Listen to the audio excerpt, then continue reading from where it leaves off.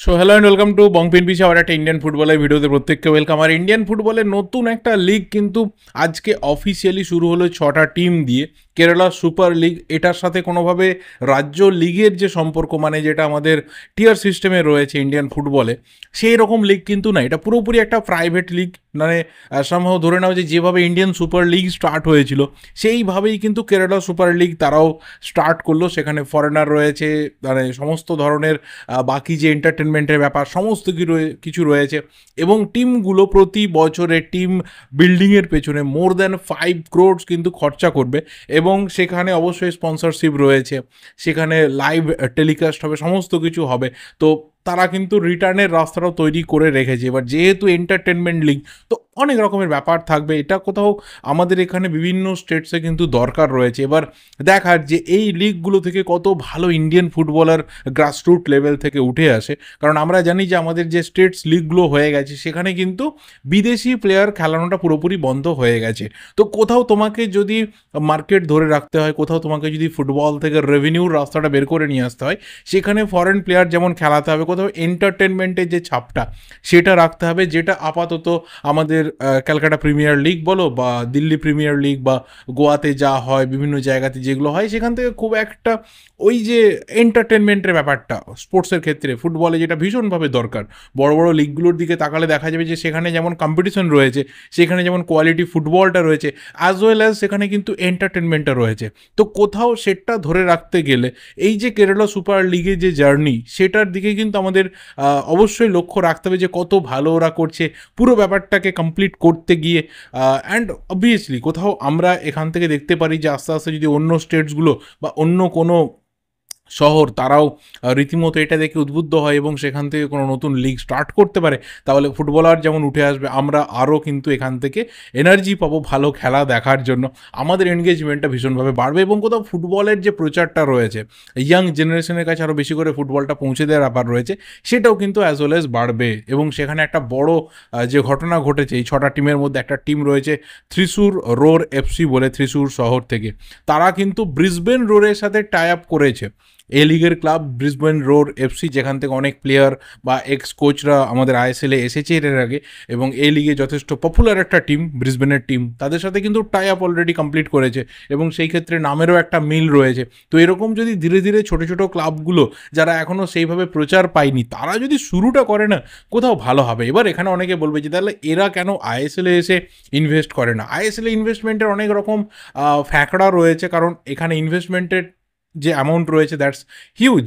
এবং সেখানে যখন তুমি একটা বড় মিডিয়ামের সাথে হাত মেলাচ্ছ, বড় কোম্পানির সাথে হাত মেলাচ্ছ, সবসময় যে তোমার যেভাবে ইচ্ছাটা রয়েছে যে আমি একটা ফুটবল ক্লাবকে যেভাবে চালাতে চাই আর যেভাবে আমি টিম বিল্ড আপ করতে, সবসময় সেটা হয় না। শুধুমাত্র ওই টাকাটা দিয়ে, ওই শুধুমাত্র ইনভেস্টমেন্টটা করে দায়সারা ভাবটা হয়ে যায়। সবসময় যে সেখান থেকে অতটা ইনভেস্টমেন্টের হিউজ রেভিনিউ আসে তাও না।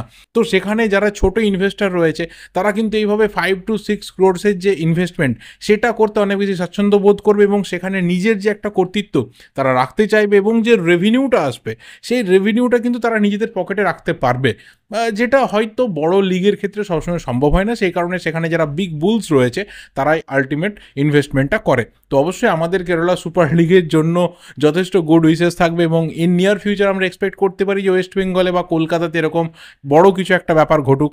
কলকাতা রিলেটেড তো সমস্ত কিছুই রয়েছে, আমার যেটা পার্সোনাল উইশ রয়েছে সেটা হচ্ছে ওয়েস্ট বেঙ্গল রিলেটেড হোক। সব জায়গা থেকে একটা করে টিম, অন্ততপক্ষে 6 থেকে 8টা টিম নিয়ে একটা এই ধরনের প্রাইভেট টুর্নামেন্ট, সেটা আমরা অবশ্যই দেখতে পারি এবং সেখান থেকে ভালো ফুটবলার উঠে আসারও কিন্তু চান্স নিশ্চিতভাবেই থেকে যাবে। এবং আমরা যারা একদম বিভিন্নভাবে বিভিন্ন প্রান্তে থাকি ওয়েস্ট বেঙ্গলের, তারাও কোথাও নিজেদেরকে সেই জায়গাতে কানেক্ট করতে পারবো। এটা নিয়ে তোমাদের কি ওপিনিয়ন্স রয়েছে অবশ্যই শেয়ার করতে থাকো। এরপর অবশ্যই ঢুকতে হবে ইন্ডিয়ান ফুটবলের ট্রান্সফার মার্কেটে কী কী হ্যাপেনিংস হচ্ছে সেই দিকে একবার তাকাতে হবে, কারণ বেশ কিছু বড় বড় ব্যাপার কিন্তু সামনে আসছে। প্রথম কথা অবশ্যই বলতে হবে মুম্বাই সিটি এফসিকে নিয়ে, কারণ তারা তাদের কোচ এই সিজনে আইএসএল কাপ দেওয়া এবং খুব অল্প সময়ের মধ্যে। শুধুমাত্র মুম্বাই সিটি এফসি না, বাকি যে ওভারঅল ইন্ডিয়ান ফুটবলে একজন কোচ, তিনি রাতারাতি এসে একটা কোথাও নিউট্রাল ফ্যানবেসকে তৈরি করতে পেরেছেন, সেটা কিন্তু রিসেন্ট টাইম এই পিটার ক্র্যাটকি। ইভেন দেশ বাকিংহামও কিন্তু প্রথম সিজনে এসে এতটা এফেক্টিভনেস দেখাতে পারেননি। তিনি কিন্তু প্রথম সিজনে এসে 2020-21 যে মুম্বাই সিটি এফসি ডাবল করেছিল, মানে শিল্ড এবং কাপ এখনও অবধি একটা টিম হিসেবে তারা জিতেছিল, সেই জায়গাটা কিন্তু রিচ করা তো দূরের থাক, প্লে অফসে তিনি টিমকে নিয়ে যেতে পারেননি। পরবর্তী সিজনটা ফেনোমেনাল গেছিল, বাট পিটার ক্র্যাটকি তিনি দেশ বাকিংহামের রাস্তাতে এসে বা দেশ বাকিংহামের সাজানো বাগানে এসে তিনি নিজের মতন করে কিন্তু কিছু ফুলকে ফুটিয়েছেন, এবং সেখানে শুধুমাত্র মুম্বাই সিটি না, শুধুমাত্র ওই জোন না, ওভারঅল ইন্ডিয়ান ফুটবলে যারা হয়তো মুম্বাই সিটি এফসি টিমটাকে পছন্দ করে না, বাট এই মানুষটাকে পছন্দ করতে শুরু করেছেন, ওর ভিশনকে, ওর কাজ করার স্টাইলকে, ওনার যে কি বলবো অ্যাপ্রোচটা রয়েছে ইন্ডিয়ান ফুটবলের জন্য, সেটাকে কোথাও ভালোবাসতে শুরু করেছেন। তো সেই জায়গাতে পিটার ক্র্যাটকিকে লং টার্মে রেখে দেওয়া, এটা মুম্বাই সিটি এফসির একটা প্ল্যানিংয়ের মধ্যে ছিল। বা যেহেতু দেখো সিটি ফুটবল গ্রুপের আন্ডারে কোচ, সিটি ফুটবল গ্রুপের সাথে যাদের কন্ট্রাক্ট হয়ে যায়, সেই কন্ট্রাক্ট ভাঙা বা সেখান থেকে বেরিয়ে যাওয়াটা খুব একটা ইজি হয় না, খুব দর কষাকষি, নেগোসিয়েশন, অন্য দেশে যাওয়া, এটা সেটা আমরা এর আগে জানি, বহু ঘটনা ঘটেছে। কিন্তু রিসেন্ট টাইমে অবশ্যই দেশ বাকিংহাম সিটি ফুটবল গ্রুপ ছেড়ে বেরিয়ে গেছে, অক্সফোর্ড ইউনাইটেডের দায়িত্ব নিয়েছে। আপাতত লিগ ওয়ান মানে ইএফএল এর ইংলিশ ফুটবল লিগে যেটা থার্ড টিয়ার, সেখান থেকে সেকেন্ড টিয়ার মানে চ্যাম্পিয়নশিপকে টিমকে নিয়ে যাওয়ার জন্য জাস্ট এক ধাপ দূরে রয়েছে। প্লে অফের ফাইনালও কিন্তু অক্সফোর্ড ইউনাইটেড রিচ করেছে। তো কোথাও দেশ বাকিংহাম ওখানে গিয়ে ইংলিশ ফুটবলে গিয়েও কিন্তু ভালো কাজ করছে, টিমকে একটা টিয়ার থেকে অন্য টিয়ারে নিয়ে যাওয়া, প্রমোট করে চ্যাম্পিয়নশিপে খেলানো এতটা ইজি ব্যাপার না, কারণ সেখানে আমরা জানি যে চ্যাম্পিয়নশিপে ভালো কিছু করতে পারলে অবশ্যই প্রিমিয়ার লিগের রাস্তা খুলে যেতে পারে, কিন্তু সেখানে অবশ্যই ফুটবলটা অনেক বেশি টাফ রয়েছে। বাট পিটার ক্র্যাটকি যে কাজটা করেছেন না, সেই কাজটা কিন্তু যথেষ্ট একটা বিগ লেভেলে তার ইনভলভমেন্ট ছিল। টিমকে যে আইএসএল কাপ তিনি জিতিয়েছেন, 1 পয়েন্টের গ্যাপে তিনি আইএসএল লিগ শিল্ড হাতছাড়া করেছেন, তো তার সাথে একটা লং টার্মের কন্ট্রাক্ট মুম্বাই সিটি এফসি তারা কিন্তু কমপ্লিট করেছে। 2025-26 সিজন অবধি কিন্তু মুম্বাই সিটি এফসির ডাগ আউটে আমরা পিটার ক্র্যাটকিকেই দেখতে যাচ্ছি, যেটা আমাদের ওভারঅল ইন্ডিয়ান ফুটবলের জন্য ভীষণভাবে ভালো, কারণ তার যে ভিশনটা বারবার আমাদের সামনে এসেছে যে ইয়াং ইন্ডিয়ান ফুটবলার নিয়ে তিনি অনেক বেশি কাজ করতে চান, এটা কোথাও না আমার পার্সোনালি ভালো লেগেছে বা আমাদের অনেকের ভালো লেগেছে। এটা যদি তিনি সত্যিই করতে পারেন, একদম মাঠে রিফ্লেক্ট করাতে পারেন, তাহলে আমরা কিছু ভালো ফুটবলার উঠে আসতে দেখতে পারি, কিছু ফুটবলারের কনফিডেন্স ফিরে আসতে দেখতে পারি, এবং কোথাও কোয়ালিটি যে মেনটেনটা রয়েছে ইন্ডিয়ান ফুটবলারদের, যে কনসিস্টেন্সি মেনটেনটা রয়েছে, সেটাও আমরা দেখতে পারি। এরপর অবশ্যই কথা বলতে হবে একজন বিগ প্লেয়ারকে নিয়ে, যে প্লেয়ার কিন্তু ভাই যেটা শোনা যাচ্ছে রেব স্পোর্টসের একটা ব্রেকিং থেকে, যে এই প্লেয়ারের জন্য ইস্ট বেঙ্গলের একটা অফার এই মুহূর্তে রিচ করেছে। প্লেয়ার অন্য কেউ না, লালেংমাউইয়া আপুইয়া রালতে। তো সেই প্লেয়ারকে আপাতত ইস্টবেঙ্গল কিন্তু টার্গেট করেছে একটা বড় মুভ করানোর জন্য। এবার এই ক্ষেত্রে না দুটো ব্যাপার রয়েছে, এক হচ্ছে আপুইয়া 2026 অবধি কন্ট্রাক্টেড একটা প্লেয়ার, আর এই ধরনের প্লেয়ারকে মুম্বাই সিটি এফসি ছাড়বেই বা কেন? এখানে সবচেয়ে বড় প্রশ্নটা আছে যে তোমার টিমের সব থেকে গুরুত্বপূর্ণ যে প্লেয়ার রয়েছে, যার সাথে কোনো রকম প্রবলেম নেই, ইভেন যদি এই মুহূর্তে কন্ট্রাক্ট এক্সটেনশনেরও কথা হয়, তাহলে হয়তো আপুইয়া সেখানেও রাজি হয়ে যেতে পারে। তো সেই প্লেয়ারকে ইস্টবেঙ্গল টার্গেট করছে, সেই প্লেয়ার ক্লাব ছাড়ছে কিনা সেটা তো পরের ব্যাপার, বাট ইস্টবেঙ্গল কোথাও টার্গেট করছে, কোথাও গিয়ে রিচ করছে একটা অফার, এটা অনেক বড় ব্যাপার যে হ্যাঁ ইস্টবেঙ্গলের টার্গেটটা বিগ রয়েছে। অবশ্যই ডিফেন্সিভ মিডফিল্ড জোনে ইস্টবেঙ্গলের এমন একজন প্লেয়ার লাগবে যে লং টার্মে থাকবে, কিন্তু সেখানে কোথাও বাজেট যদি ইস্যু হয়ে দাঁড়ায় তাহলে প্রবলেম ক্রিয়েট হতে পারে। কারণ আপুইয়ার মতো প্লেয়ারকে আমি যদি এখানে অন্য বিতর্কে না যাই যে এটা কতটা জেনুইন, কতটা ওয়াইল্ড, কতটা কি ব্যাপার রয়েছে, আমি যদি সেই টপিকে না যাই, আমি যদি তার আগে বলি যে আপুইয়ার মতো প্লেয়ার তাকে যদি মুম্বাই থেকে ইস্টবেঙ্গলকে নিয়ে আসতে হয়, যে কোনো টিমকে নিয়ে আসতে হয়, there will be a hefty transfer fee, huge. তার অ্যামাউন্টটা হয়তো আমরা এই মুহূর্তে অনেক আন্দাজও করতে পারি না, কারণ যেভাবে মুম্বাই তাকে তুলেছিল নর্থ ইস্ট ইউনাইটেড এফসি থেকে, মোহনবাগানের সাথে একটা ভীষণভাবে টাগ অফ ওয়ার হয়েছিল, এবং মোহনবাগান একদম শেষ মুহূর্তে বলা চলে যায় একদম ইনজুরির টাইমে কিন্তু ম্যাচটা হেরে গেছিলো এই আপুইয়ার ডিলটা। সেখান থেকে একটা প্লেয়ার, তারপর তার পারফরমেন্স সব লেভেলে, আইএসএল এ পারফরমেন্স, শিল্ড জিতেছে, কাপ জিতেছে, এফসি চ্যাম্পিয়ন্স লিগে ভালো পারফরমেন্স করেছে, এবং কোথাও এই মুহূর্তে দাঁড়িয়ে ইন্ডিয়ান ডিফেন্সিভ মিডফিল্ডারদের মধ্যে হি ইজ দ্য বেস্ট। এটা নিয়ে মনে হয় না কারোর কোনো বিতর্কের জায়গা আছে বলে, he is the best right now. এবং সেই জায়গা থেকে তুমি যখন একটা প্লেয়ারকে নিয়ে আসবে, তার যে ট্রান্সফার ফি হবে সেটা কিন্তু একটা হিউজ লেভেলে থাকবে, এবং অবশ্যই ওর স্যালারি এক্সপেকটেশন সেটাও কিন্তু একটা হিউজ লেভেলে থাকবে। তো কোথাও ইস্টবেঙ্গলকে একটা লং টার্মের জন্য যদি ধরো নিয়ে আসে, তাহলে 3-4 বছরের একটা নিশ্চিতভাবে অফার থাকবে।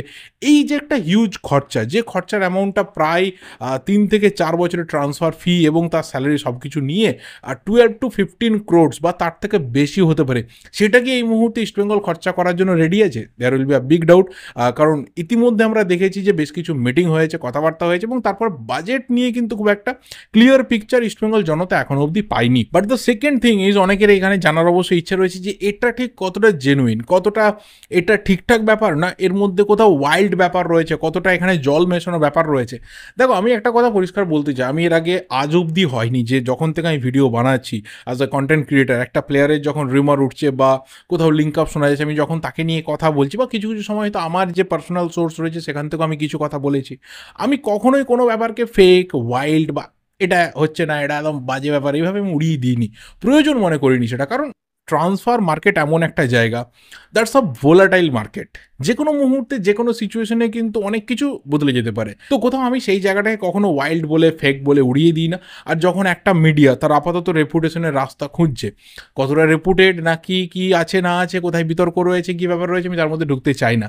যে বিতর্ক তারা তৈরি করেছে বিভিন্নভাবে, যিনি দায়িত্বে রয়েছেন তার যে পাস্ট হিস্ট্রি রয়েছে সেটা নিয়ে আমি ঢুকতে চাই না, রিসেন্ট টাইমে যাওয়া হয়েছে সেটা নিয়ে ঢুকতে চাই না। কিন্তু একটা মিডিয়া যখন রেপুটেশন তৈরি করতে চাইছে, তারা এই ধরনের যখন খবর করছে, তখন কোথাও কিছু মানুষের হয়তো একটা বিশ্বাসের জায়গা তৈরি হতে পারে যে চলো এরকম একটা হতে পারে, এই চান্স অবশ্যই রয়েছে। আর এরকম তো না যে এই প্লেয়ারকে সই করানো যাবে না, ইস্ট বেঙ্গল সই করাতে পারবে না, এরকম ব্যাপার না। মানে আইএসএল এর যে কোনো ক্লাব যে কোনো প্লেয়ারকে সই করাতে পারে যদি তারা সেই খরচাটা করতে চায়। কিন্তু যখন তাদের ট্র্যাক রেকর্ড দেখা হয়, যখন তাদের হিস্ট্রি দেখা হয় যে এই ধরনের মুভ কি তারা এর আগে করেছে, ব্রেক দ্য ব্যাংক সিচুয়েশন কি তারা এর আগে করেছে, যখন করেনি তখন মানুষের মনে একটা ডাউট থাকে।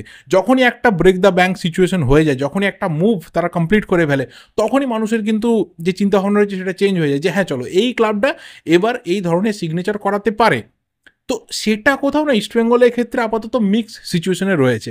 আজ থেকে বহু বছর আগে ইস্টবেঙ্গল এই ধরনের বড় বড় সিগনেচার করেছে, যে প্লেয়ার খুব ভালো খেলছে তাকে সবার আগে গিয়ে তুলে নিয়ে চলে এসেছে। But in the recent Times, last 4 to 5 to 6 ইয়ার্সে দেখা গেছে না ইস্টবেঙ্গল এই ধরনের বিগ সিগনেচার করাতে ব্যর্থ হয়েছে। তো সেখানে কোথাও বিভিন্ন সমর্থক বলো বা অন্য টিমের সমর্থক বলো, তাদের মধ্যে একটা মিক্স রিয়াকশন তৈরি হয় যতক্ষণ না টপ লেভেল থেকে ক্ল্যারিটি আসছে। যদি টপ লেভেলের ক্ল্যারিটি বলো, তাহলে মার্কাসকে এটা জিজ্ঞাসা করা হয়েছিল যে এই ব্যাপারটা কী ব্যাপার, তিনি কিন্তু সরাসরি জানিয়েছেন যে it's too early to say about Apuia, যেহেতু তার কন্ট্রাক্ট বাকি রয়েছে 2026 অবধি, তো তার আগে কিছু বলাটা ভীষণভাবে বোকামি হবে এবং কিছু বলা বা না বলা একই ব্যাপার। তো এটার জন্য একটু ওয়েট করতে হবে। সেকেন্ড যে প্লেয়ার যাকে নিয়ে রুমার রয়েছে, বাট আমার কাছে খুব একটা এই মুভটা মনে হয় না যে ইস্টবেঙ্গলের দরকার আছে বলে, দ্যাট ইজ রহিম আলী। দেখো রহিম আলীর মধ্যে পোটেন্সিয়াল ছিল, বাট নিজের সেই পোটেন্সিয়ালকে ডেলিভার করতে বা নিজেকে সেই লেভেলটাতে তুলে নিয়ে যেতে রহিম আলী পুরোপুরি ফেল্ড হয়েছে। আমরা ভেবেছিলাম যে একজন আরও বাঙালি স্ট্রাইকার আসছে, রহিম আলী বাংলার ছেলে, আন্ডার 17 ওয়ার্ল্ড কাপে প্রতিনিধিত্ব করেছে, বড় ক্লাবে খেলছে, চেন্নাই এফসির মতো টিম যারা দুবারে আইএসএল চ্যাম্পিয়ন, সেই জায়গা থেকে ওর যেখানে যাওয়ার দরকার ছিল ও কিন্তু পারেনি।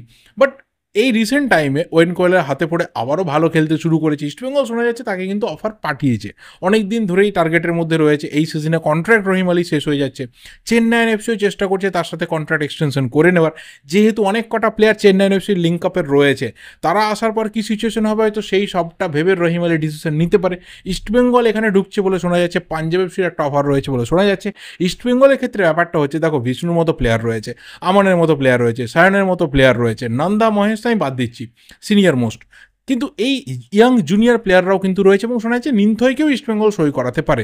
তো সেই ক্ষেত্রে রহিম আলী আমার মনে হয় যে কোথাও আরও এক্সট্রা জায়গা তৈরি হবে না, যে কোথাও সে গেম টাইমটা পাবে, এবং সেখানে কোথাও এই সিগনেচারটা খুব একটা ফ্রুটফুল সিগনেচার ইস্টবেঙ্গলের জন্য হয়তো হবে না। রাদার কি নিন্থয়ের জন্য যদি ইস্টবেঙ্গল যায়, সেই ক্ষেত্রে বেঞ্চটা অনেক স্ট্রেংথ হতে পারে। রহিম আলী আমার মনে হয় না যে এই মুহূর্তে দাঁড়িয়ে খুব একটা ডেভেলপমেন্টের জায়গাতে গিয়ে রিচ করবে বলে, কারণ ইস্টবেঙ্গলেও একইভাবে ভিড় রয়েছে। চেন্নাই এফসির কী অবস্থা থাকবে সেটাকে সে ডিসাইড করবে। Punjab FC I don't know, একটা কোথাও ডেস্টিনেশন হলেও হতে পারে যদি ভালো অফার থাকে, কারণ পাঞ্জাবে বেশ কিছু ইয়াং ফুটবলার তারা কিন্তু যাওয়ার চেষ্টা করছে রেগুলার বেসিসে গেম টাইমটা পাওয়ার জন্য। তো রহিম আলী কোথায় মুভ করবে বা কেরিয়ারটাকে এখান থেকে রহিম চেঞ্জ করবে কি না, টকিং পয়েন্ট হতে পারে। লাস্ট অবশ্যই কথা বলতে হবে হুগো বুমোকে নিয়ে, কারণ এই মুহূর্তে দাঁড়িয়ে বহু মোহনবাগান ফ্যান বা বহু ইন্ডিয়ান ফুটবল ফ্যানের জানার ইচ্ছা যে আইএসএলের one of the best ever player, আইএসএলের one of the best ever midfielder, আইএসএলের one of the best paid footballer আগামী সিজনে কোথায় যাচ্ছে। এখনও অবধি সে আনরেজিস্টার্ড। মোহনবাগানে এই যে জার্নি হয়ে গেল, যেখানে মোহনবাগান আইএসএল লিগ শিল্ড জিতলো, জনি কাউকো তাকে কোথাও রিপ্লেস করলো, সেই জায়গাতে আমরা হুগো বুমোকে আবারও মোহনবাগানে ফিরে আসতে দেখবো কিনা, এটা মোহনবাগান জনতার জানার একটা বিরাট বড় ইচ্ছে রয়েছে। এবং অবশ্যই তার কাছে বেশ কিছু ক্লাবের কয়েকদিন ধরে অফার শোনা যাচ্ছে। আজকে মার্কাস জানিয়েছে যে হুগো টু বিএফসি এখনও অবধি শোনেনি। তো যদি কোথাও বিএফসিকে আপাতত সাইড করে রাখা হয়, যদি হাবির সাথে আরও একটা সিজন ওরা কন্ট্রাক্ট এক্সটেনশন করে, যেহেতু নগুয়েরার মতো প্লেয়ারকে পেয়ে গেছে, তো দুজনে প্রায় সেম কাইন্ডের প্লেয়ার, নগুয়েরা অ্যান্ড জাভি, এবং তারা কোথাও অল্টারনেট হিসাবে ওই পজিশনটাতে খেলতে পারে নিশ্চিতভাবেই। এবং যদি হেসের রড্রিক্স যে রিউমারটা শোনা যাচ্ছে সেটাও যদি কনভার্ট হয়ে যায়, তাহলে কিন্তু ওই পজিশনটাতে ফরওয়ার্ড পজিশন বা অ্যাটাকিং মিডফিল্ড পজিশন ওখানে মাল্টিপল প্লেয়ার হয়ে যাবে। হেসেকে সেইভাবে কিন্তু ইউজ করা যেতে পারে। তো সেই জায়গাতে হয়তো হুগোর ডিল আর হয়তো বিএফসির ক্ষেত্রে কার্যকর নাও হতে পারে। কিন্তু একইভাবে হুগোর সাথে যে টিমটা সেকেন্ড টিম হিসেবে বারবার করে লিঙ্ক আপের ক্ষেত্রে উঠে এসেছিল, সেটা কিন্তু তার প্রাক্তন কোচের টিম ওড়িশা এফসি। যে ওড়িশা এফসি এই সিজনে হয়তো কিছু অদল বদল করতে যাচ্ছে, সাই গডার্ডকে ছেড়ে দিয়ে একজন পারফেক্ট অ্যাটাকিং মিডফিল্ডার ওড়িশাকে সই করাতে হবে। এবং যদি রয় কৃষ্ণা চলে যায়, তাহলে সেই ক্ষেত্রে হয়তো একজন এশিয়ান ফরওয়ার্ড তারা নিতে পারে। এই জায়গাটাতে দাঁড়িয়ে কোথাও হুগো বুমোর সাথে যে ওড়িশার একটা লিঙ্ক আপ ছিল, সেটাকে আবারও জোর করা হচ্ছে যে তাহলে কোথাও বেঙ্গালুরু নয়, হুগো যদি মুভ করে তাহলে তার প্রাক্তন কোচের কাছে ওড়িশা এফসিতেই সে মুভ করবে। এবং মোহনবাগানের ক্ষেত্রে কেনই বা মোহনবাগানের যে চান্স রয়েছে ফিরে আসার, সেটাকেই বা অমিট করা যাবে? তার কারণটা হচ্ছে, যদি অ্যান্তোনিও লোপেজ হাওয়াস তিনি ফাইনালি কোচ না থাকেন, শোনা যাচ্ছে তার কিছু মেডিকেল চেক আপস রয়েছে, তিনি সেটা করাবেন, তারপর টিমের সাথে কথাবার্তা রয়েছে, টিমও এখান থেকে একটা বড় টার্গেটের দিকে রয়েছে, বড় প্রজেক্টের দিকে রয়েছে। যদি নতুন কোচ মোহনবাগানে আসে, যদি আরও একজন ভালো কোচকে মোহনবাগান নিয়ে আসে, তাহলে কোথাও হুগো বুমো তার ভাগ্যটা কিন্তু সেই কোচ এসে নির্ধারণ করলেও করতে পারেন। কারণ ম্যানেজমেন্টের সাথে যে হুগো বুমোর সম্পর্ক, সেটা কিন্তু তলানিতে নেই। শুধুমাত্র হাবাসের সাথে যে টার্মস অ্যান্ড কন্ডিশনস বা হাবাসের যে কোথাও স্ট্র্যাটেজি বা ভিউটা রয়েছে একটা টিমকে খেলানোর ক্ষেত্রে, সেখানে হয়তো হুগো গিয়ে ক্লিক করতে পারেনি। সেই জায়গাতে জনি কাউকো বেস্ট ফিট হয়েছিল। বাট নতুন কোচের যে স্ট্র্যাটেজি থাকবে, সেখানে যদি হুগো ফিট করতে পারে, তাহলে আমরা আবারও হুগোকে কিন্তু মোহনবাগানে ফিরে আসতে দেখতে পারি। সেই চান্সটাকে এক লহমাতে এক ধাক্কায় উড়িয়ে দেওয়া যাবে না। কিন্তু তার পাশাপাশি হুগোর কাছে ভালোভাবে আইএসএল ক্লাবসের অফার থাকবে। মোহনবাগান থেকে ট্রান্সফার ফি দিয়ে তারা নিয়ে যেতে চাইবে, ভালো স্যালারি তারা দিতে চাইবে। এবং হুগো বুমো এখনও অবধি ডিসাইড করেনি যে আইএসএল ছেড়ে সে চলে যাবে। অবশ্যই আইএসএলে থাকার মতো সম্ভাবনা সব কিছুই তার রয়েছে, সেটা মোহনবাগানে হোক, সেটা অন্যান্য যে কোনো আইএসএল ক্লাবে হোক। আমরা হুগো বুমোকে 2024-25 সিজনে দেখব, এইটুকু ব্যাপারে অন্তত অপটিমিস্টিক আমরা থাকতেই পারি। সো ওভারঅল কিন্তু বহু ইনসিডেন্ট ঘটছে, বাট আমি চেষ্টা করছি যে ম্যাক্সিমাম যে বিগ ব্যাপারগুলো সেইগুলো নিয়ে রেগুলার বেসিসে ডিসকাস করার। বাট হ্যাঁ, আরও কিছু হয়তো ভিডিও আসবে যেখানে এখনও অবধি যা ডিল ডান হয়ে গেল, কনফার্মড হয়ে গেল বিভিন্ন ক্লাবে, সেটা নিয়েও কথা বলবো। এই ভিডিওটা এই অবধি ভালো লাগলে লাইক করো, শেয়ার করো, যা যা ওপিনিয়ন্স রয়েছে অবশ্যই তোমরা দিতে থাকো। দেখা হবে পরের ভিডিওতে। Till then subscribe the channel যদি নতুন হয়ে থাকো। Thank you, goodbye and good night.